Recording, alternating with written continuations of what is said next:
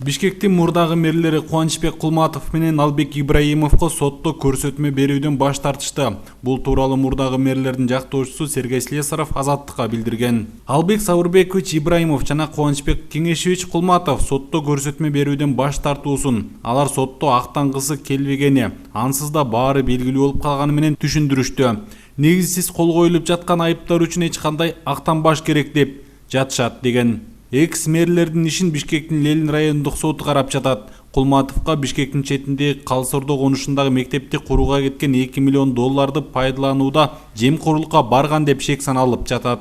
Ибраимовго болсо Ысык көлдөгү күнөстүү жээк пансионатын сатууда мамлекетке 152 миллион сомдук зыян келтирген. Дастан ишканасын жетектеп турганда 270 миң доллар өлчөмүндө мыйзамсыз сыякка алган жана Бишкектин түштүгүндөгү 5 гектар жерди мыйзамсыз белип берүүгө тиешеси бар деген айыптар коюлган. Экөө тең улуттук коопсуздук боюнча мамлекеттик комитеттин төрүгөй абагында отурушат.